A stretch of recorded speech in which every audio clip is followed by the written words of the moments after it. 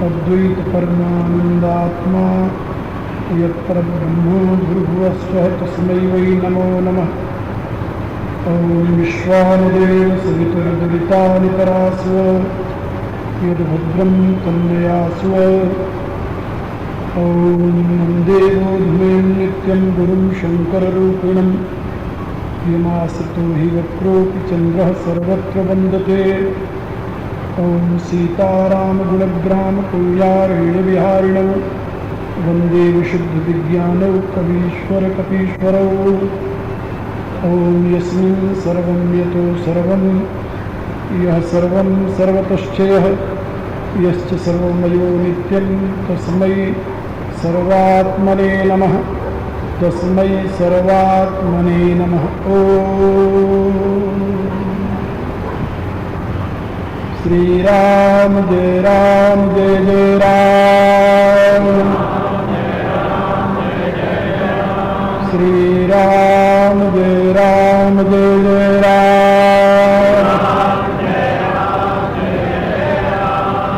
श्री राम जय जय राम।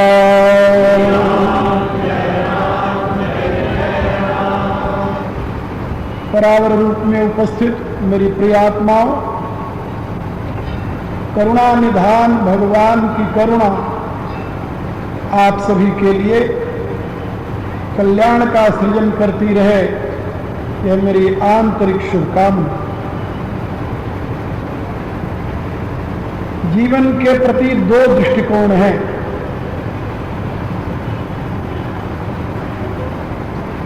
पहला दृष्टिकोण शरीर और इंद्रियां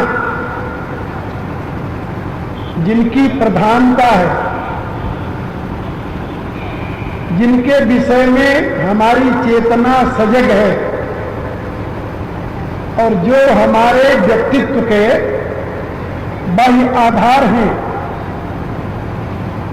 जिनके विषय में हमें कोई भ्रम नहीं, किसी मनुष्य को किसी प्रकार की भ्रांति नहीं कि शरीर है, इंद्रियां हैं कि नहीं है।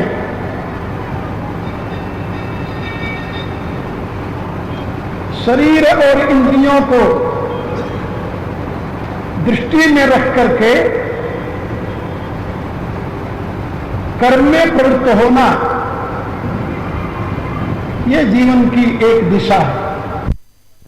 हो गए प्रतिकूल हुआ तो दुखी हो गए, नासिका में गंध का स्पर्श कर लिया, श्रवण इंद्री ने शब्द का स्पर्श कर लिया, त्वचा में कोमलता कठोरता का स्पर्श कर लिया। यानी पांचों ज्ञान इंद्रियां जो हैं वो सब स्पर्श इंद्री के नाम से जानी जाती है। और स्पर्श का जो आधार है, माध्यम है, वो बाह्य जगत होता है, अंतर जगत नहीं होता।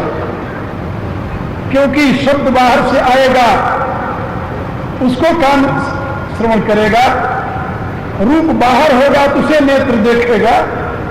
इसी प्रकार से बाहर के किसी रस को मुंह में डालेंगे तो जिह्वा अनुभव करेगी। बाह्य पदार्थ को जब हम छुएंगे तब त्वचा स्पर्श करेगी। मेरे कहने का अभिप्राय कि ये सारा पंचमहाभूतों के परिणामों से युक्त होने के नाते ये सारा भौतिक जगत कहा जाता है।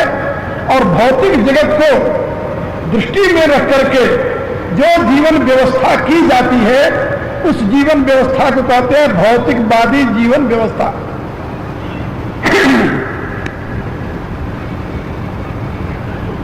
दूसरी एक और दृष्टि है, जैसे भौतिकवादी शरीर और इंद्रियों से परे भी कुछ है, उसके विषय में न तो सजग है, न तो जानने का इच्छुक है और न तो मानने का इच्छुक है। इसी प्रकार से कुछ विचारक लोग होते हैं विवेकशील लोग होते हैं, बुद्धिमान लोग होते हैं, वो एनालाइज करते हैं. They always try to analyse. And what is the reality? Body and senses are something else. ये शरीर और इंद्रियां ही सत्य हैं कि इनसे परे भी कोई सत्य है? क्या शरीर और इंद्रियों के द्वारा ही हमारे जीवन की गतिविधि चलती रहती है? वो इस पर विचार करते हैं.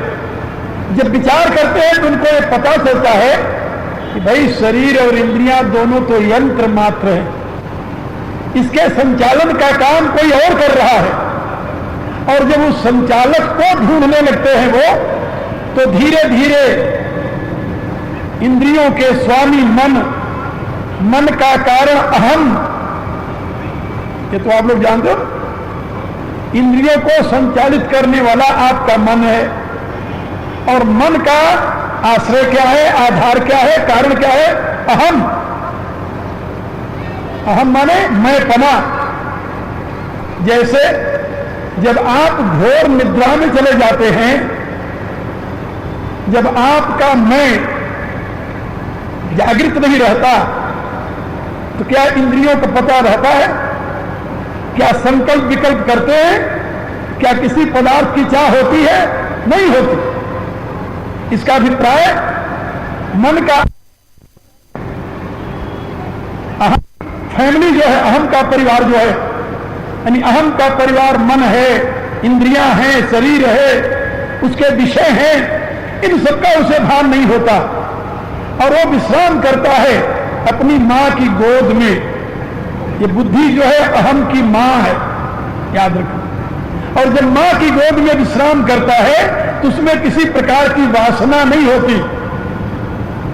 आप ही जरा सोचें, जब आप अपना सिर मां की गोद में रख देते हैं तो क्या कोई वासना आप में उदय होती है? नहीं होती.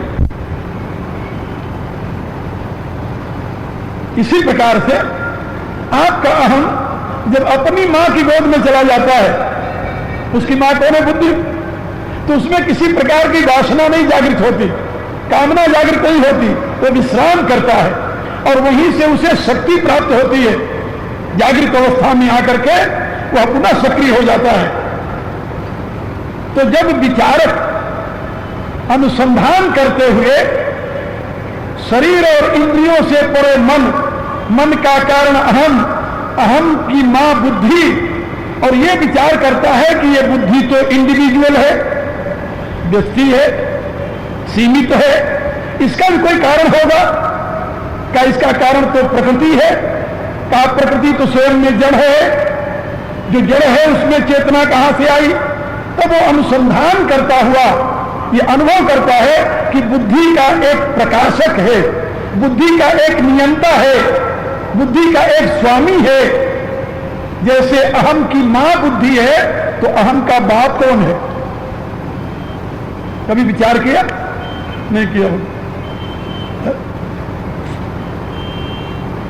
अहम की मां बुद्धि है और अहम का बाप है वह परम चैतन्य घन, जिसको आप ईश्वर कहो, परमात्मा कहो, ब्रह्म कहो, किसी नाम से पुकारो, और उसको आत्मा कह देते हैं.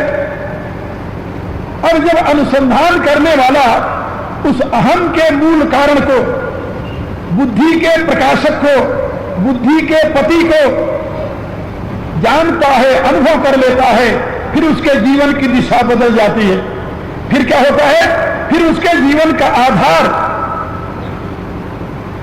भौतिकवाद नहीं होता. फिर क्या होता है? वो फिर अध्यात्मवादी हो जाता है. अध्यात्मवादी वो अनुभव करता है कि मेरा समग्र जीवन तो आत्मा के आश्रित है. तो जो अपने जीवन को उस परम चैतन्य के प्रकाश में प्रकाशित और संचालित अनुभव करता है और आत्मा को दृष्टि में रख करके ही संपूर्ण कर्म का संपादन करता है, उस व्यक्ति को कहते हैं अध्यात्मवादी. और जो व्यक्ति शरीर और इंद्रियों को सामने रख करके कर्म में प्रवृत्त होता है उसको कहते हैं भौतिकवादी. हमने अब तक जीवन की यही दो दिशाएं देखी है दुनिया में. दुनिया के बहुत से देशों में घुमा हूं, और हर साल घूमता हूं, लेकिन हमें कहीं कोई ऐसा व्यक्ति नहीं मिला जो इन दोनों के सिवा कोई तीसरा रास्ता लेकर चला हो। तीसरा कोई रास्ता ही नहीं है। या तो प्रकृति है या तो पुरुष परमात्मा, तीसरा कोई तत्व होता तो उसका आश्रय लेता। आपके जीवन में भी शरीर से लेकर के बुद्धि तक प्रकृति का परिणाम है और इन सबको प्रकाशित करने वाली परमात्मा सत्ता है। आप या तो परमात्मा का आश्रय लेंगे या प्रकृति का लेंगे, तीसरा कोई तत्व है नहीं जिसका आश्रय लेगा। कहने का अभिप्राय कि जो लोग प्रकृति का आश्रय लेकर के अपने जीवन के विकास की परिकल्पना करते हैं, भौतिकवादी लोग, वे धर्मनिष्ठ नहीं होते। धर्मनिष्ठ नहीं होते, कर्मनिष्ठ होते हैं। मैंने कार्ल मार्क्स को पढ़ा है बड़ी गंभीरता के साथ, अच्छी प्रकार से। उसने जो थ्योरी दी है मानव विकास की,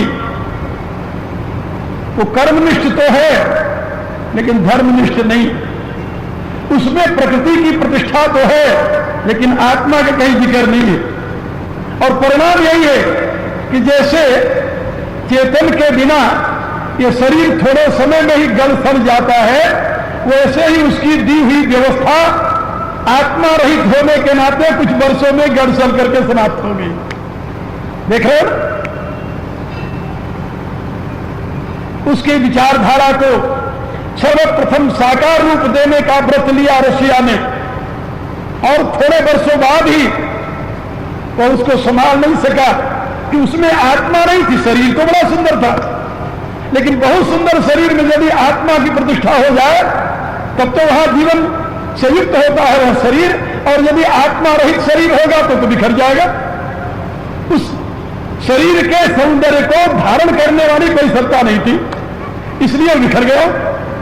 और हजारों नहीं लाखों वर्ष का पुराना अध्यात्मवादी जीवन जीने वाला भारत आज भी आपको उसी रूप में मिल सकता है जैसे कि आज से लाखों वर्ष पहले था, आज भी मिलेगा। कारण क्या? कारण यह है कि भारत जो है एक अध्यात्मवादी देश रहा। यहां के जनजीवन में आत्मा को सामने रख करके प्रत्येक प्रकार के क्रियाकलाप की प्रतिष्ठा की गई है। यहां यह प्रश्न नहीं है कि भारत हिंदूवादी रहा या इस्लामवादी रहा या क्रिश्चियनवादी रहा, इससे कोई मतलब नहीं है। भारत के ऋषि स्वयं में न हिंदू थे, न मुस्लिम थे, न ईसाई थे, न यहूदी थे, वो ऋषि थे। और उन्होंने जो जीवन प्रणाली दी है वो मानव के हित में दी है, और मानव समाज को यह समझाया है कि तुम्हारा जीवन जो अध्यात्मवाद के आधार पर प्रतिष्ठित होगा तो तुम्हें सुख मिलेगा, शांति मिलेगी, तुम्हारे में एकता और अनंतता की प्रतिष्ठा होगी।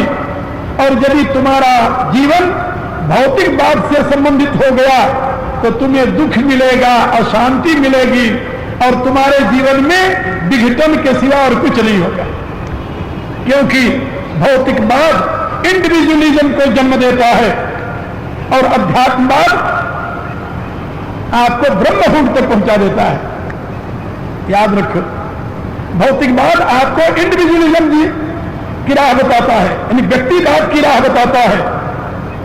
क्योंकि आप सीमित शरीर को देखते हैं, उसमें इंद्रियां हैं उनको देखते हैं, उन्हीं को सत्य मानकर उन्हीं के पीछे लगते रहते हैं।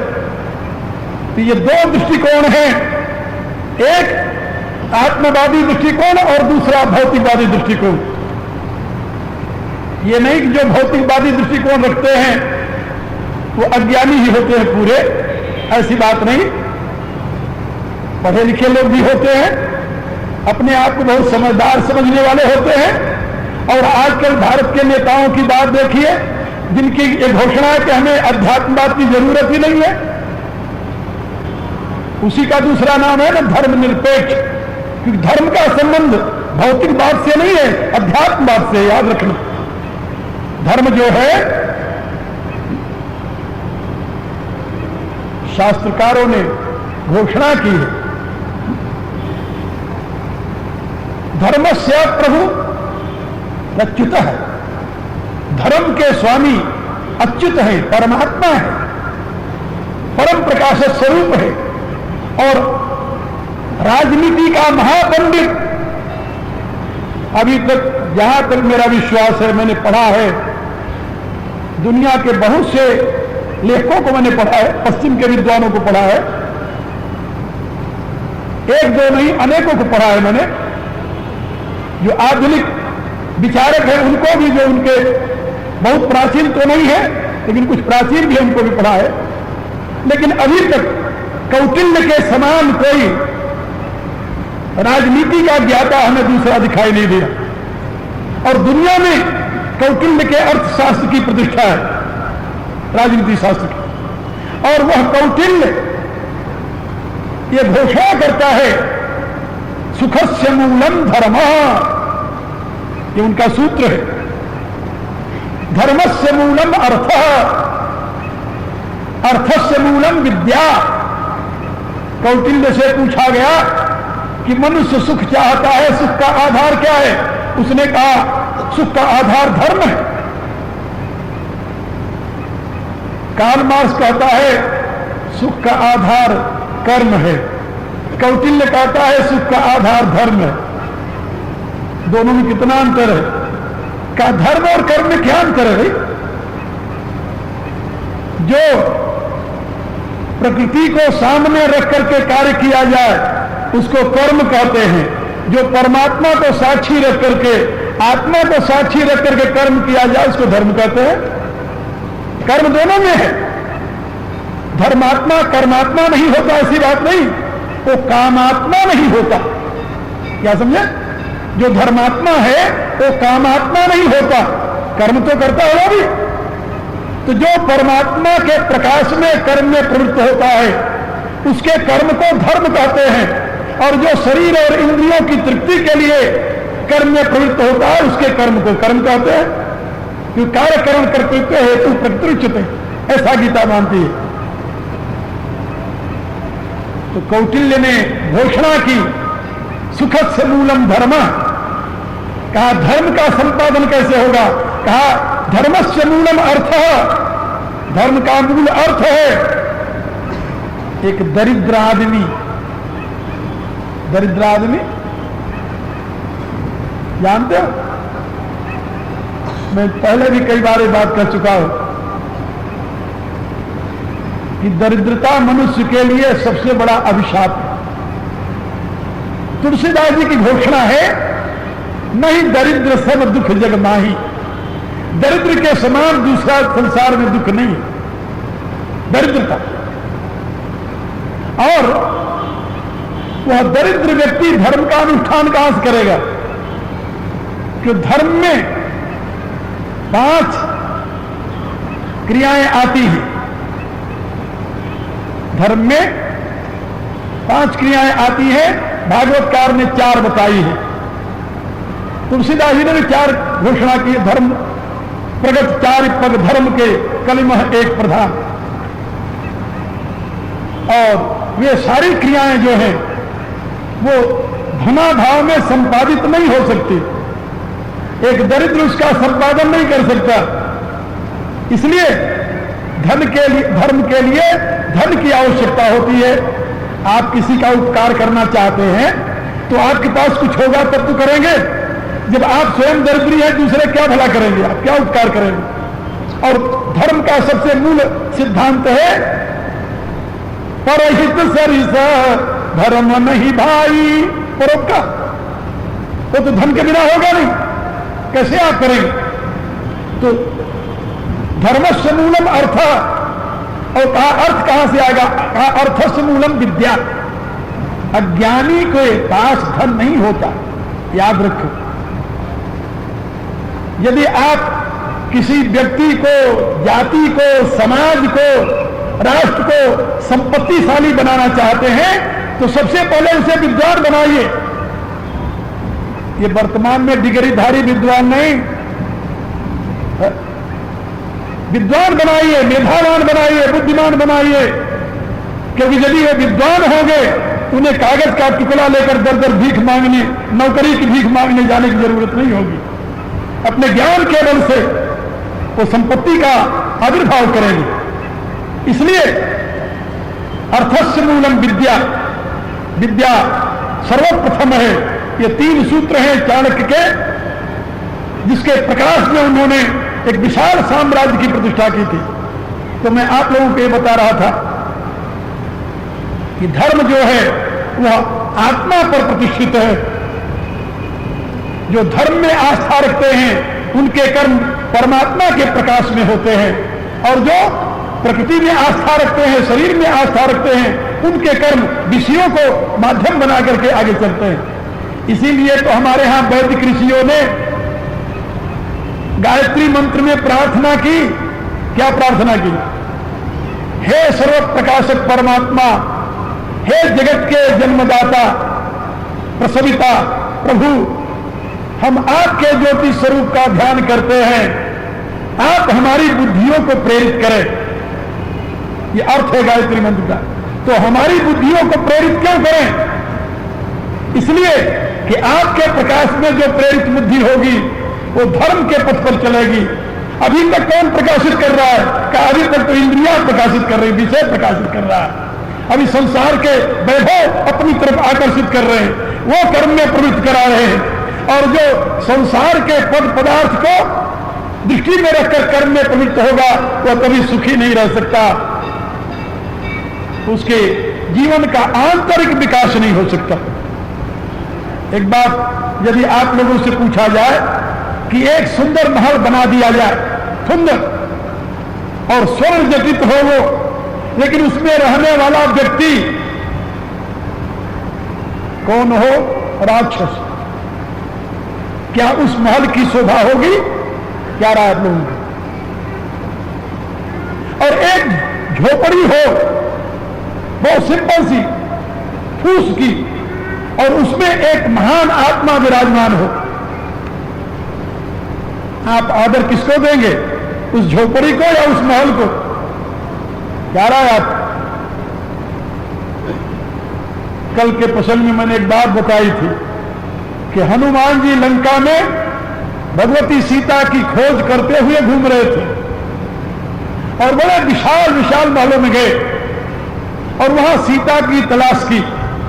तुलसीदास जी लिखते हैं, मंदिर मंदिर प्रतिकर शोभा, हर एक मंदिर में विशाल जो महल होते हैं उनको मंदिर कहा जाता है, जो शिखर वाले विशाल होते हैं। ऐसे महलों में जाकर के देखे कि सीता कहां है, लेकिन वहां सीता की जगह पर क्या देखा? देखे जहां तहां अगणित जोधा, और उसी क्रम में गए दशानन मंदिर माही, उसी क्रम में वो रावण के मंदिर में भी पहुंच गए। और मंदिर में क्या देखा? सेन किए देखा कपिते ही, मंदिर महना दीख वेदे ही। वहां देखा रावण सो रहा था। वाल्मीकि ने अपनी रामायण में बड़े विस्तार के साथ उसका वर्णन किया है। तुलसीदास जी ने एक वाक्य में ही उसको पूरा कर दिया। सभी मंदिरों में भ्रमण करते हुए हनुमान जी को प्रसन्नता नहीं हुई। बड़े बड़े विशाल अट्टालिकाओं को देख करके प्रसन्न नहीं हुए, लेकिन जब उनके सामने भवन एक तह दीख सुहावा, हरि मंदिर तह भिन्न बनावा, एक भवन दिखाई दिया, एक मकान दिखाई दिया, और उसके बगल में देखा भगवान का मंदिर बना हुआ था छोटा सा। जब उसको देखा, भवन एक तह दीख सुहावा, हरि मंदिर तह भिन्न बनावा, और जब उसको देखा और उस भवन के ऊपर रामायुध अंकित गृह, शोभा बरणी न जाई, नव तुलसी का वृंद बहु देखी हर्ष कपिराय। तुलसीदास जी लिखते हैं कि रावण के बड़े बड़े महलों को देख करके हनुमान जी को हर्ष नहीं हुआ, प्रसन्नता नहीं हुई। लेकिन एक विभीषण की कुटिया जब देखी, उसके बगल में तुलसी के पौधे देखे, उस कुटिया के ऊपर लिखा हुआ भगवान का नाम देखा, उस पर चिन्ह देखा आयुध का, तो हनुमान जी की प्रसन्नता की सीमा नहीं रही। अत्यंत प्रसन्न हो गए और प्रसन्नता के साथ उन्होंने निश्चय किया। क्या निश्चय किया जानते हो? अभी विचार कर रहे थे, इतने में विभीषण जग गए। तो तुलसीदास लिखते हैं कि मन महतर करई कपिलागा, ताही समय विभीषण जागा। और जागते ही उनके मुंह से क्या निकला? राम राम तेहि सुमिरन कीना। जो व्यक्ति सोते समय प्रभु का नाम लेता हुआ सो जाता है, बहुत से ऐसे लोग मिले मुझे जिसको नींद नहीं आती थी, और उनको मैंने एक प्रक्रिया समझा दी कि आप हाथ में माला लेकर के श्वास के ऊपर ध्यान करते हुए और मंत्र का जाप करते हुए, प्रभु के नाम का जाप करते हुए आप सो जाएं। आपको कब नींद आ जाएगी आपको पता नहीं लगेगा। आपको ये जो सोने के लिए पिल्स खाते हैं, गोली खाते हैं, इसकी जरूरत नहीं पड़ेगी। और ऐसे अनेकों लोग जो गोली खाकर सोते थे, कंपोज जिसे कहते, वो उनका छूट गया और श्वास के साथ सुमिरन करते करते वो निद्रा में चले गए। और एक बात और याद रखिए, जो श्वास के साथ सुमिरन करते हुए निद्रा में चला जाता है, तो जब उसकी आंख खुलेगी तो उसके मुंह से वही नाम निकलेगा और कुछ नहीं निकलेगा। लेकिन आप लोग जानते हो, यदि आप भगवान का नाम लेते हुए निद्रा में नहीं गए, चिंता करते हुए निद्रा में गए, तो एक तो बुरे सपने देखोगे, जागृत अवस्था में शांति नहीं मिली और सपने में भी शांति नहीं मिलेगी। और सौभाग्य से यदि घोर निद्रा आई, उससे उठते फिर वही चिंता आपके सर पर सवार हो जाएगी और फिर आपके लिए प्रातः काल उठते भगवान का सुमिरन नहीं होगा, बल्कि आप यदि कोई अगल बगल होगा तो आवाज लगाओगे कि बेटी लाद, चाहे तो पुकारेंगे आप, परमात्मा में आप नहीं आएगा। लेकिन तुलसीदास क्या लिखते हैं कि मन महतर करई कपिलागा, ताही समय विभीषण जागा। हनुमान जी जब सोच रहे थे, विचार कर रहे थे, उसी समय विभीषण जग गए। प्रातः काल का समय था, 4 बजा था। ब्रह्म मुहूर्त में विभीषण जगते ही राम राम तेहि सुमिरन कीना, उनके मुंह से राम राम ऐसा निकला। तो हर सहृदय कपि सज्जन चीन्हा। पहले हनुमान जी को हर्ष हुआ विभीषण की कुटिया को देखकर, दोबारा हर्ष हुआ उनके मुंह से राम नाम, उठते राम नाम सुन करके। और हर सहृदय कपि सज्जन चीन्हा, और जान गए कि यह सज्जन है, क्योंकि दुर्जन के मुख से सवेरे उठते राम नाम नहीं निकल सकता, याद रखो। और जब हनुमान जी सुनते हैं राम नाम से जगते हुए व्यक्ति की आवाज, तो निश्चय क्या करते हैं?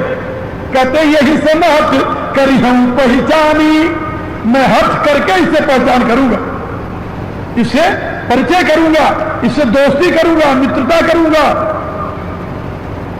क्यों भाई? शत्रु की नगरी में आए, राक्षसों का ये देश है और रावण का ये राजमहल का कैंपस है, ऐसे समझ लो। और उसी कैंपस में एक व्यक्ति रहता है जिसका छोटा सा मकान, बगल में छोटा सा मंदिर है, और उससे मित्रता करने के लिए क्यों उतावले हो गए? तो हनुमान जी स्वयं इसका उत्तर देते हैं कि यही से मैं हठ करी हूं पहचानी, साधु तो हो ही न कारजहानी। का ये साधु है? एक सज्जन अभी पूछ रहे थे मेरे से कि क्या गृहस्थी में रहकर के साधु बना जा सकता है? साधु का वेश नहीं होता, साधु एक वृत्ति का नाम है। ये बात याद रखो। साधु लाल कपड़े पहन लिए, तिलक लगा लिए तो साधु बन गया कोई, ऐसी बात नहीं है। साधु एक वृत्ति का नाम है, वृत्ति का। यदि वृत्ति का नाम साधु है महाराज, तो आप ये लाल कपड़े पहनकर तिलक क्यों लगा के बैठे हैं? पूछ सकते हो आप? चलो आप नहीं पूछे, हम ही पूछ लिए अपने आप से, हम आपको बता। आप जानते हो ना, जब कोई व्यक्ति सरकार की किसी नौकरी में भर्ती होता है तो उसके लिए एक निश्चित किया हुआ ड्रेस होता है। ये तो आप लोग जानते हो। जैसे हमारे भाई बैठे हुए हैं पुलिस की वर्दी में, यदि ये कपड़े दूसरे कपड़े पहन के बैठे तो क्या आप इनको नहीं पहचानेंगे क्या? लेकिन ये वर्दी ये बता रही है कि ये समाज के रक्षक हैं। वर्दी ने संकेत दे दिया समाज के रक्षक हैं। यदि कोई नियम के विपरीत आचरण करेगा तो उसको दंड देने के लिए तैयार होंगे, और यदि कोई बलवान निर्बल पर अत्याचार करेगा तो उसकी रक्षा के लिए तैयार होंगे। ये वर्दी ने बता दिया। आपको पूछने की जरूरत नहीं है कि क्यों भाई कोई निर्बल हमारे ऊपर अत्याचार करे तो आप मेरी मदद करेंगे कि नहीं करेंगे। कि वर्दी बता रही है कि इसीलिए इन्होंने ये वर्दी धारण कर रखा है।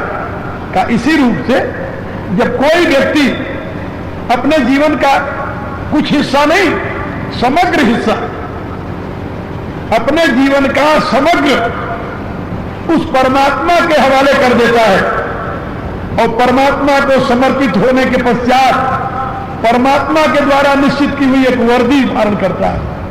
ये वर्दी है, किस चीज की वर्दी जानते हो? ये वर्दी है धर्म की।